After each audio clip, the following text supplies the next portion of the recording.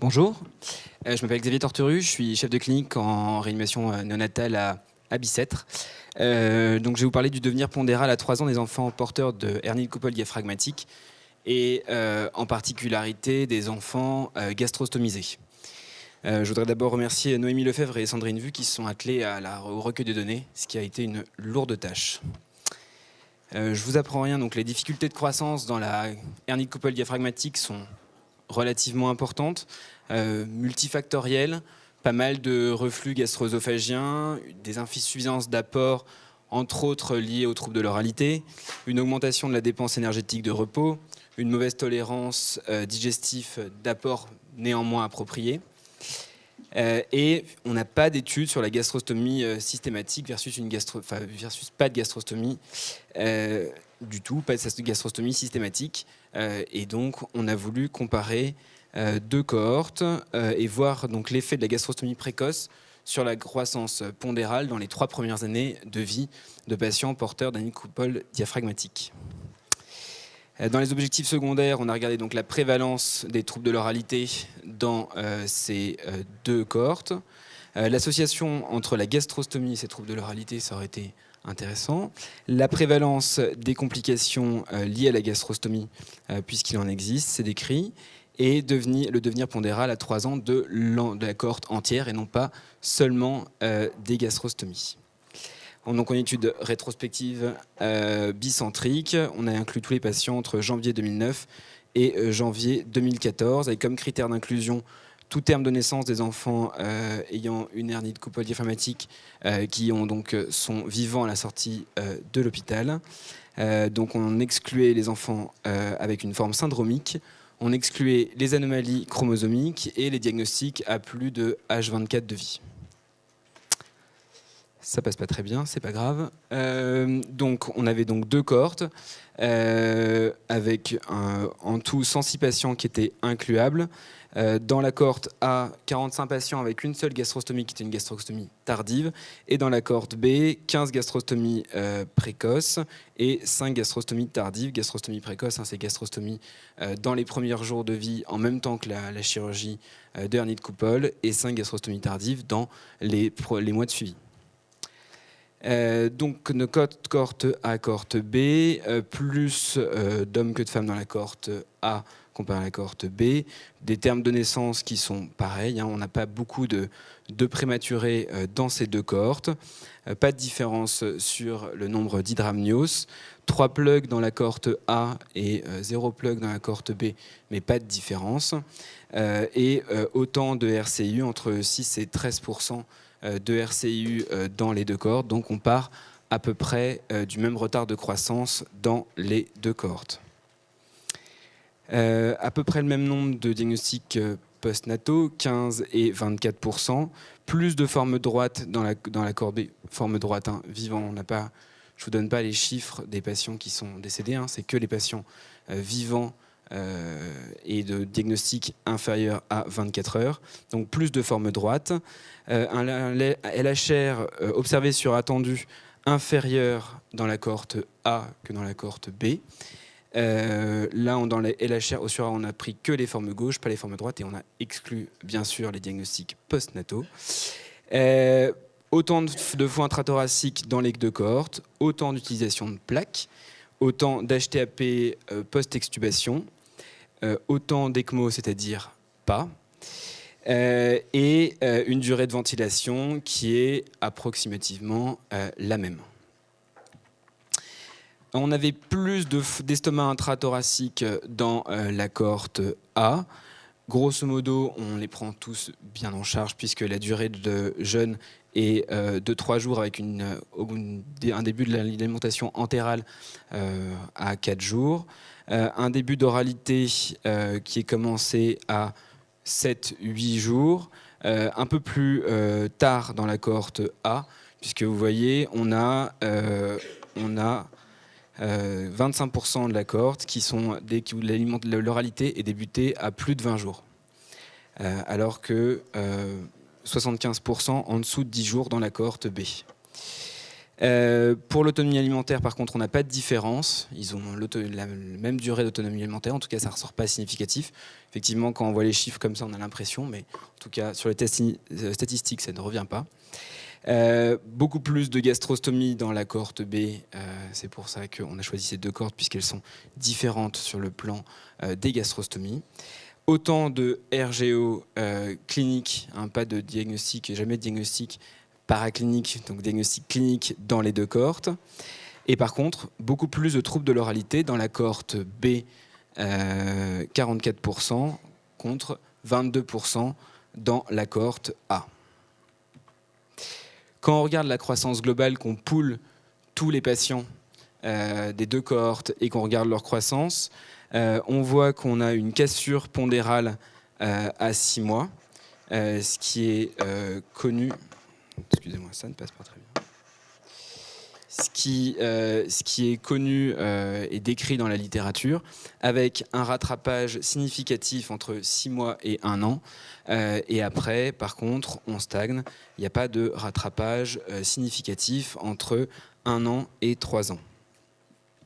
Quand on compare les deux cohortes, on ne voit pas de différence significative à quelque âge que ce soit 1 mois, 6 mois, 1 an ou 3 ans. Les deux cohortes sont comparables. On n'a pas de différence de croissance. Quand on regarde les gastrostomisés, donc on avait donc 15 gastrostomies précoces et 5 gastrostomies tardives dans la cohorte B et une seule gastrostomie tardive dans la cohorte A. On a donc des LHR qui sont assez bas, 36 dans la gastrostomie précoce, 44 dans la gastrostomie tardive, avec plus de fois intrathoracique, avec 67% de fois intrathoracique et 50% dans la gastrostomie tardive, plus de nécessité d'utilisation de patch. 17% d'ECMO, ça ne veut rien dire, puisqu'en fait, il y a une ECMO sur 6 patients, donc ça fait tout de suite 17%, mais c'est une ECMO. Une durée de ventilation qui est plus longue. C'est tellement petit qu'on n'a pas fait de test, mais on a 29 jours de ventilation pour les gastrostomies tardives. Donc c'est des patients qui initialement déjà étaient quand même graves avec une prise en charge lourde. Et plus d'HTAP, 67% d'HTAP dans les deux cohortes.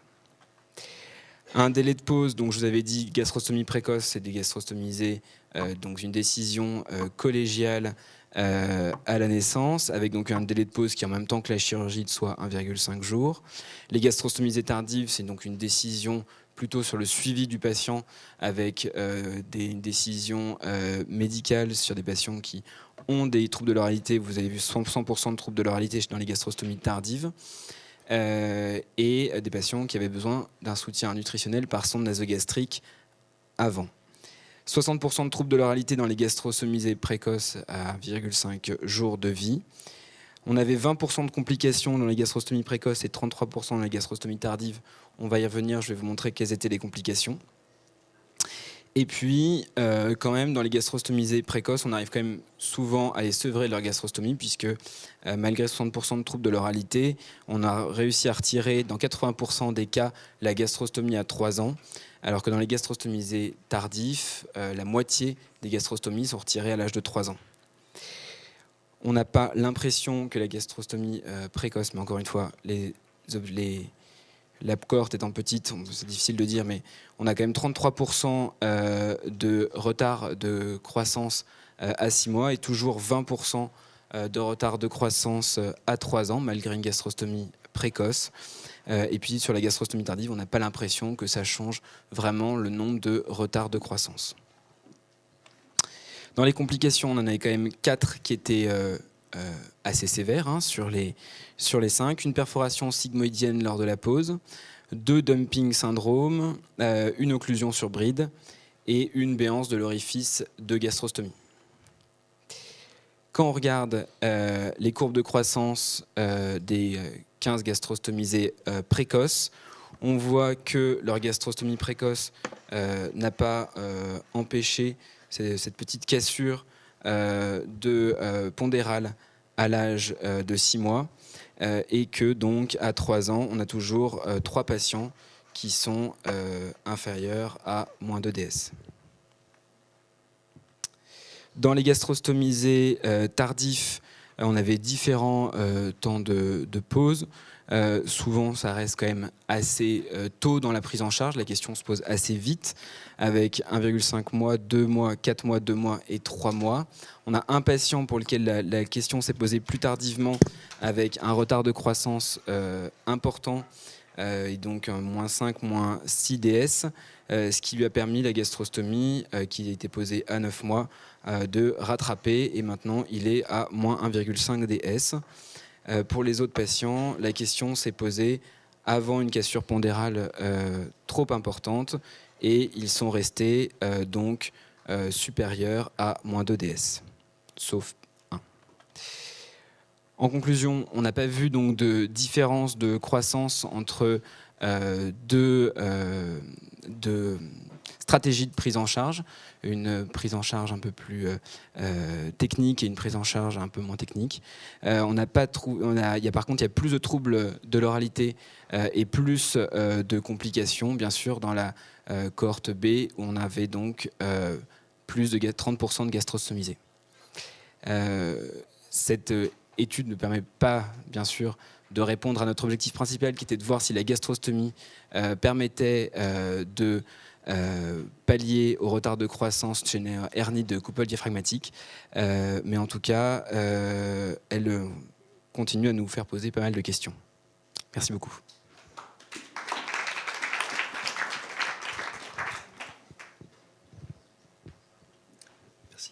Merci. L'étude est particulièrement intéressante et interpelle, parce qu'effectivement, vous avez reconnu que la cohorte A, c'est celle de Kremla-Bicêtre, si je peux me permettre, c'est ça? Oui, c'est ça. Et la cohorte B, c'est la cohorte lilloise. Donc on met effectivement des gastrostomies dans les situations d'agénésie diaphragmatique relativement fréquemment. Donc ça explique effectivement ces différences dans les cohortes. Alors ma question c'est, vous mettez pas donc de gastrostomie, mais l'enfant doit avoir un tube d'alimentation gastrique. Oui, oui, quand il en a besoin, oui. Donc ils ont probablement un tube d'alimentation gastrique qui remplace la gastrostomie. Oui. Est-ce que c'est pas ça qui explique les différences, le fait qu'il n'y ait pas de différence de croissance? Peut-être. Mais, mais on n'en a quand même pas beaucoup qui sont avec une sonde nasogastrique à domicile. Mais oui, pas forcément à domicile. Vous avez une idée du nombre d'enfants qui ont comme ça un tube gastrique? Alors là, en global, là, j'ai pas le chiffre brut, mais si on prend tous les patients qui n'ont pas de gastrostomie, on n'a que 5%, donc ça fait assez peu de patients.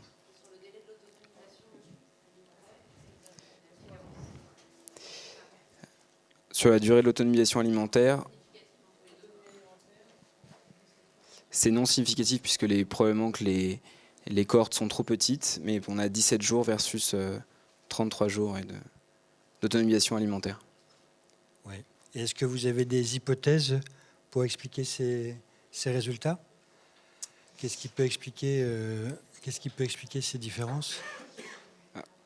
En l'occurrence,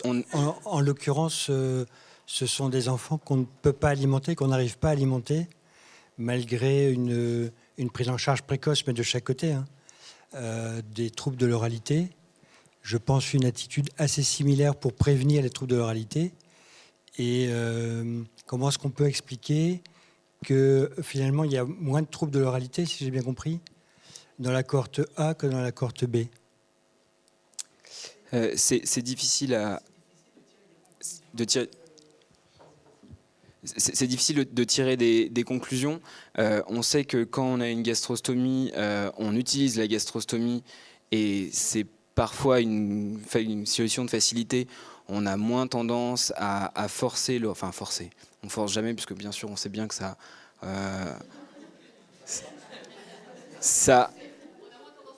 on a moins tendance, en tout cas, à être un petit peu concerné par l'oralité. On a moins tendance à être concerné par l'oralité quand on a une solution annexe, alors que quand on a une sonde nasogastrique dont on a envie de se débarrasser, on a plutôt tendance à être un peu proactif dans l'entretien de l'oralité. Sans dévoiler ce que tu vas dire, le rationnel, c'est le néonate qui est derrière notre dos et qui nous tanne à faire une gastrostomie parce qu'il ne veut pas réendormir ce bébé pour éviter des complications graves. C'est comme ça qu'on a commencé. Ils étaient vraiment derrière notre dos et dans les gros défects, ah, tu veux pas mettre une gastrostomie, et c'est comme ça qu'on a commencé à dire dans les grosses aplasies, on les fait. Oui, mais plus que d'autres. Je confirme qu'effectivement ça se passe un peu comme ça, mais réellement derrière, il y a l'incapacité à alimenter ses enfants. Donc la nécessité de devoir mettre une gastrostomie secondaire et de devoir opérer ses enfants secondairement. Si je peux me permettre, ça, en fait, puisque je vais juste intervenir juste après sur la nutrition de ces enfants et le suivi à 16 ans. C'était le sujet de ma thèse il y a quelques années maintenant, d'avoir refait la revue et d'avoir essayé de trouver des facteurs anatomiques de la hernie qui pouvaient être corrélés à l'évolution digestive. Et à la suite de ma thèse, effectivement, quand on a commencé à opérer les hernies, on s'est posé la question de cette gastrostomie lors de la réparation. Et effectivement, il y avait cette pression parce qu'on se rendait bien compte qu'il fallait faire quelque chose pour ces enfants. Mais c'est à ce moment-là qu'on a commencé à les mettre plus souvent en paire opératoire. Et vous allez voir un petit peu là par la suite, je ne vais pas effectivement déflorer la présentation d'après, un petit peu le rationnel de ça. Attends, j'ai juste une question. Tu peux revenir sur la diapo où il y a marqué où est l'estomac en prénatal, hein? Est-ce que là, comment tu peux avoir estomac intrathoracique 29%? Ouais. D'un côté et 29 de l'autre. Mais non, enfin, non, avec un LHR à 33 en moyenne, t'as pas 29% de l'estomac intrathoracique, c'est impossible. Hein.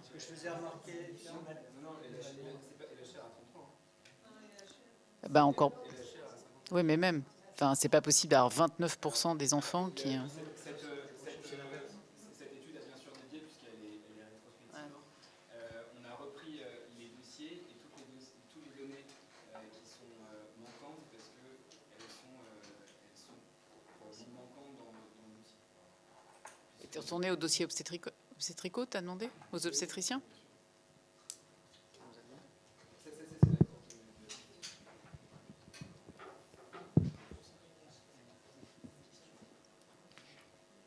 Moi, j'ai une petite question aussi. Les troubles de l'oralité, vous les définissiez comment?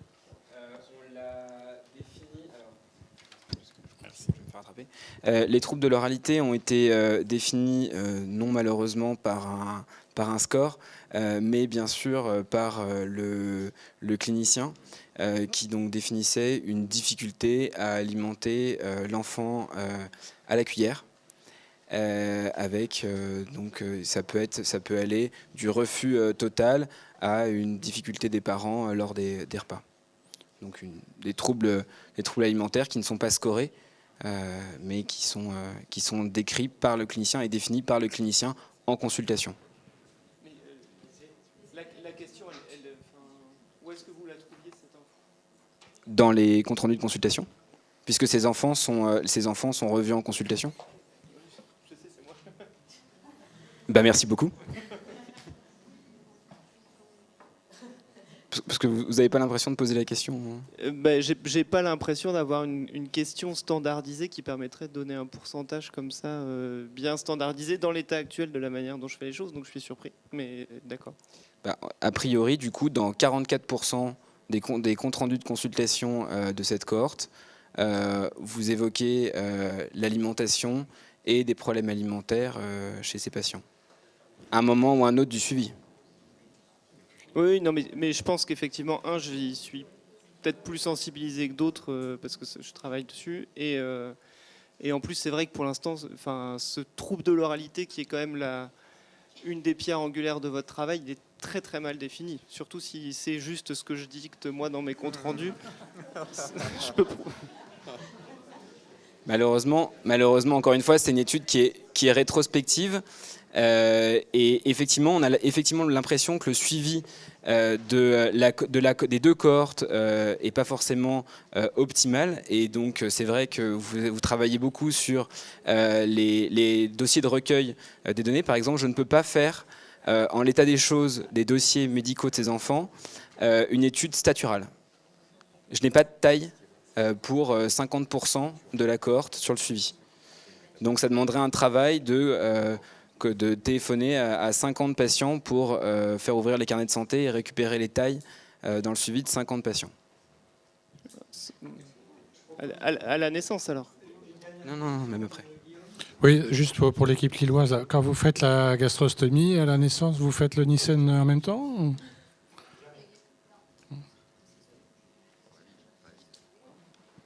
On l'avait discuté à une époque pour les grandes aplasies de coupole.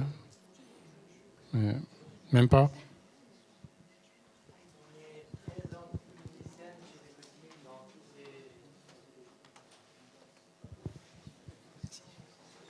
Alors effectivement, on voit bien qu'il y a potentiellement, en tout cas on n'a pas d'argument qui justifie une gastrostomie systématique, hein, avec les résultats qui sont notés, même plutôt l'inverse.